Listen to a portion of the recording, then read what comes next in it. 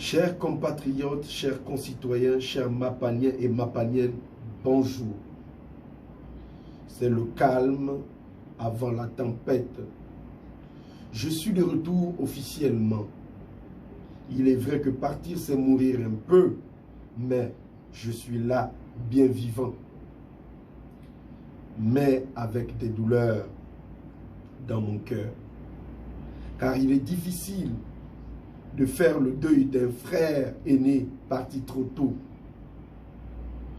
Mais c'est vrai aussi que chez nous en Afrique on dit les morts ne sont pas morts. Et comme la vie continue, nous sommes rattrapés par nos soucis quotidiens. Et comme tout coupeur de bois, il ne faut pas baisser les bras.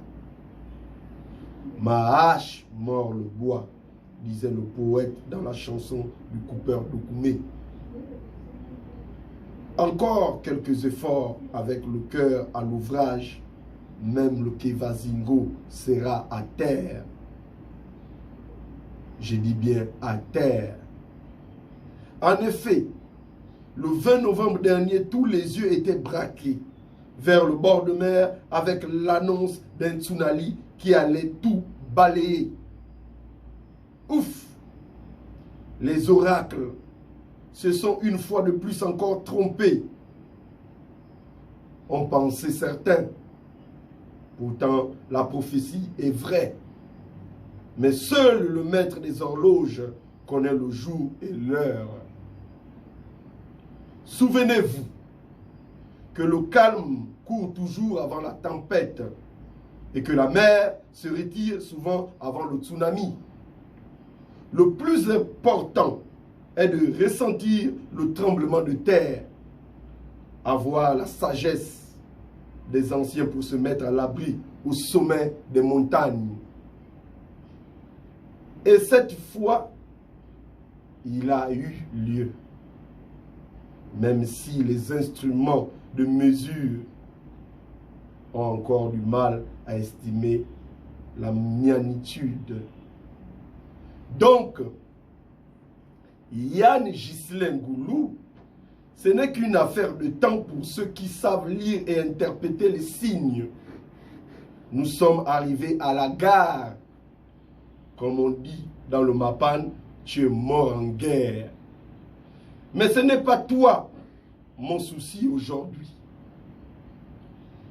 Il y a un chiffre qui a du mal à passer dans ma tête. 440 milliards. 440 milliards de fausses dettes. Ce serait le game du siècle. Je ne sais pas si les chiffres sont bons. Comme Donald Trump, je suis tenté de demander un nouveau décompte. Mais même si je m'étonne, je ne suis pas surpris. Jusque-là, le seul gars que je connaissais capable d'élever le niveau dans le game sur plusieurs coups à l'avance et sur plusieurs tableaux en même temps, c'est mon ami Bla. Il a poussé le bouchon très haut et je pensais très loin. D'où ma question, qui est le maître de ce game? Qui s'est déjà posé cette question? Dans tous les cas, je pense aussi que le public veut savoir. J'ai mal pour mon pays. Heureusement que le poteau rose a été découvert. Je ne suis pas spécialiste de droit pénal. Mais chez nous, dans le Tchoubou, on sait que dans le Ngata, l'intention a la même peine que l'acte. Tentative de viol égale à viol. Tentative de meurtre égale à meurtre. Et dans ce cas de tentative de vol égale vol, tout simplement. Qui sont ces voleurs? D'ailleurs, c'est certainement un game qui se joue depuis Kala. Et on apprend pourquoi certains travaux, certains chantiers ne sont jamais achevés ou bien exécutés. Ceux qui ont mis en place ce game se foutent royalement du peuple gabonais. Ils se foutent en particulier du chef de l'État. Quel manquement de air. C'est pourquoi le président de la République, son Excellence, Ali Bongo Ondimba, doit réagir avec force, car nous, le peuple, n'allons pas passer nos vies à être des marchepieds pour des criminels pendant que nos conditions ne cessent de se dégrader jour après jour. La formule d'Aïk Ngouni était belle. Sa main ne tremblera pas. Car la corruption est devenue un sport national dans notre pays. Ils ont construit leur terrain de jeu partout pour bouffer l'État. À la présidence, dans la haute administration, dans la justice, la police, même l'armée, tous les secteurs sont touchés. Y a-t-il encore des enfants de la République? Y a-t-il encore des patriotes dans ce pays? N'a-t-on pas d'autre rêve que celui de dépecer le pays tel des cannibales? En tout cas, quand tu passes dans certains quartiers, quand tu vas à Kanda, le sanctuaire des voleurs des deniers publics, tu te demandes où certains trouvent l'argent pour construire en si peu de temps ces manoirs, ces châteaux.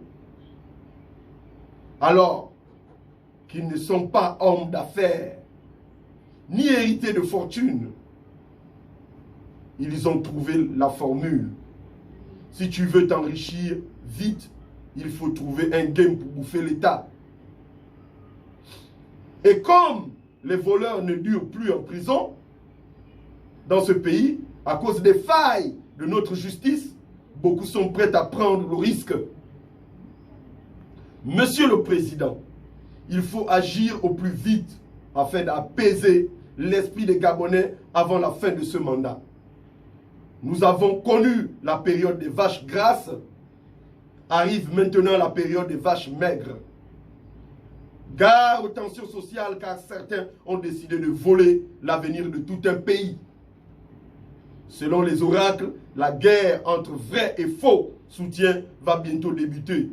Je serai en première ligne, car qui vole l'État est un faux soutien du chef.